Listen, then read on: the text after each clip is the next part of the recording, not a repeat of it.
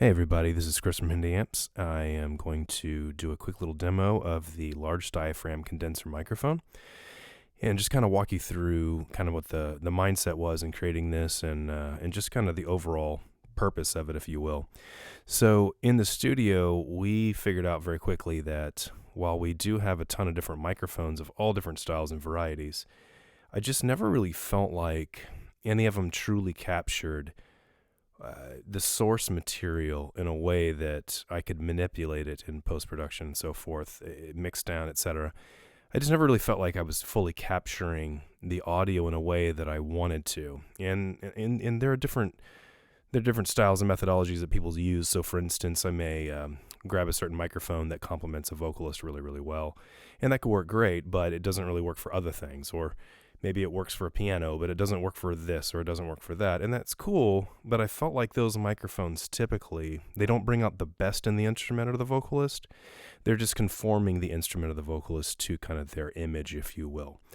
And so what I wanted to do is, for many years now, I wanted to kind of create a microphone that could really capture all the detail that I was looking for, all of the detail of whatever the source material is, and it doesn't matter what it is.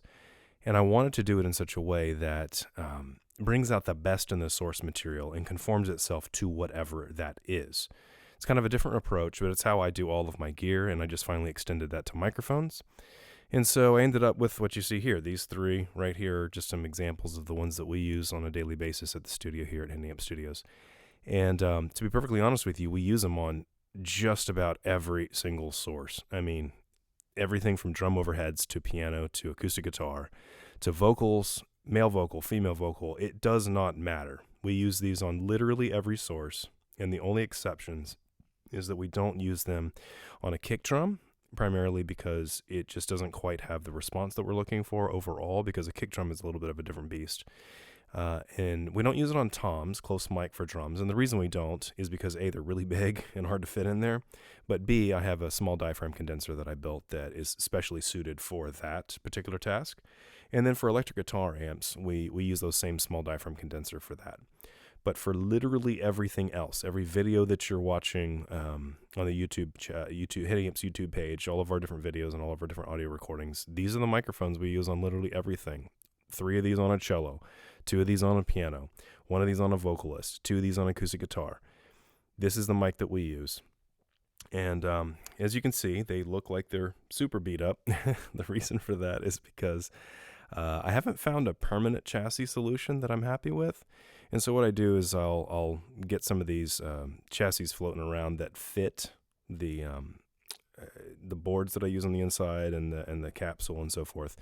And I'll drill some holes in them. That's why some of these holes are a little bit wonky. And I make it look like it's, been destroyed because I destroy the chassis. And then I put all the parts in them and build it up. I don't know. I just think they look cool. They're kind of this relic sort of vibe. And it just works for us, especially aesthetically, with the video and so forth. But what I wanted to do is I needed to first pick a capsule. So I chose a C12 based capsule. I tried a ton of them out. And the one I settled on, I felt like really kind of had a little bit of a, not neutral response, but for a C12 capsule, it was just kind of very even, just all the way down to the lows, all the way up to the highs. It was just a very even, articulate capsule that just worked really, really well on anything I could throw at it. The only problem is, being a C12 capsule, is that it didn't work on a lot of sources because it was too articulate.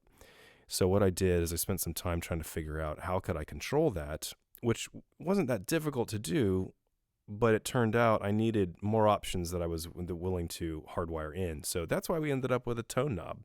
That black knob there is actually a tone knob, and it allows you to dial in how many of the highs or high mids you want in order to tailor it to any source. And that's honestly the part of the secret, is you can capture anything and everything, and that tone knob allows you to kind of shape the feel of the microphone so that it can get the best out of whatever the source is. So let's say that I'm recording acoustic and my acoustic guitarist is just sounding a little bit too bright because they're brand new strings. Okay, well, I can turn down that tone knob a little bit and it can really compensate for what I'm hearing, and it kind of turns it into the perfect microphone for the task.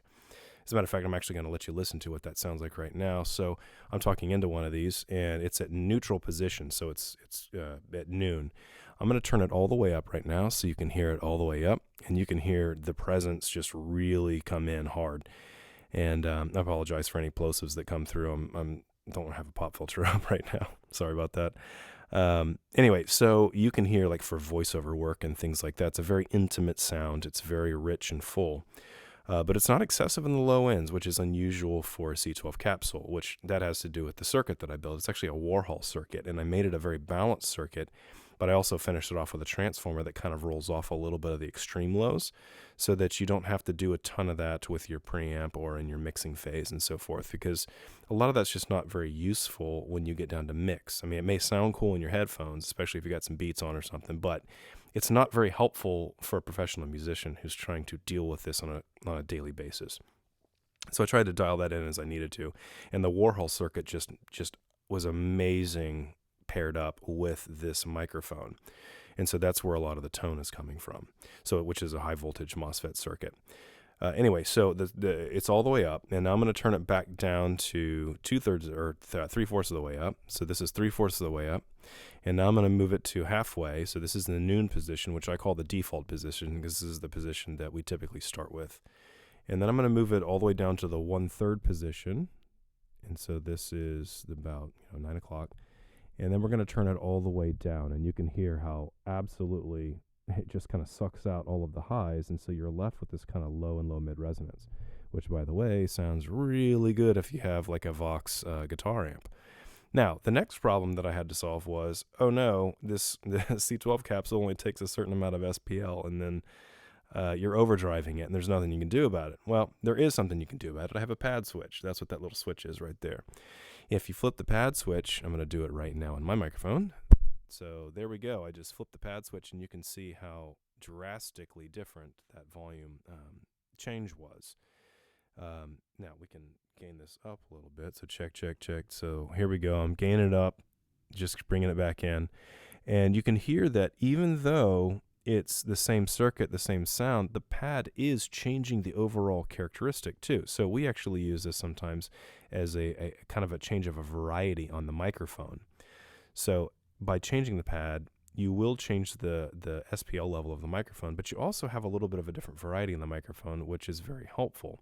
So like in piano, for instance, sometimes we actually use this microphone with the pad on for piano, and sometimes we use it off, and sometimes we'll mix one with one and one with the other. I'm going to turn the pad back off, so watch your speakers. Hold on a second. Okay, so the pad's back off, and so here we are, we're back. So like I was saying, is sometimes we'll mix and match the pad because it may have the overall feel that we're looking for, even if we don't need it for SPL purposes.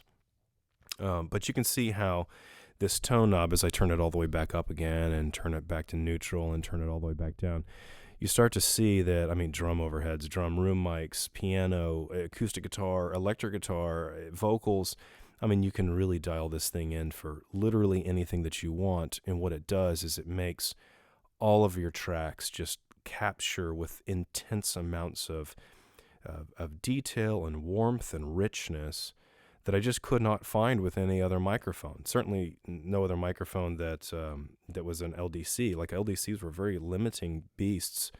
They had really cool things about them, but they just get spitty or they get too dark and dull and they don't capture the details. I wanted something that I could do just anything with. It didn't matter. It doesn't matter what the source is. I can actually capture the full thing, because at that point, once I get into mixing, man, mixing is really, really fun because I have more than enough bandwidth to work with, and it really causes everything to come to life. A lot of people have asked me, what in the world are you doing with those cello recordings? Like, how are you capturing that? I've never heard anything like it. Well, it's these microphones. We use 3 of them on the cello. We'll use one right above the other on the actual neck itself, closer to the bridge, and then we'll use another one kind of over the shoulder, like we do in an acoustic guitar, right by the artist's ear, the cello player's ear. And then we spread the 2 close together microphones on the bridge, which is the majority of the sound. We spread those hard left and hard right, and then we stick the other one right in the middle. And it just gives you this massive tone that when it comes to mixing, I mean, if I'm being completely honest with you, when we're mixing the cello tones that we get, there's really not a lot that we're doing. There may be a little bit of scoop in the master bus on a Michelangelo, but I mean, just a little bit of compression on some Pollux, and you're hearing pretty much what they sound like to us when we track them. So anyway, all that to be said, I've had a lot of questions about the microphone, so I just wanted to go ahead and inform you guys about this is kind of what they are. I'm going to go ahead and put these up on the website, even though I still consider them to be quote-unquote custom build. Again, the reason I do that is because, I mean, look at the chassis. They're relic, they're fun. There's no two are going to look the same. At some point, I'll get a permanent chassis solution, and maybe those will be version 2. But as far as the circuit on the microphone, I mean, it's completely done, and I've been building these for different people who have been asking. And so anyway, there you have it. Hopefully that was helpful, and have a good day.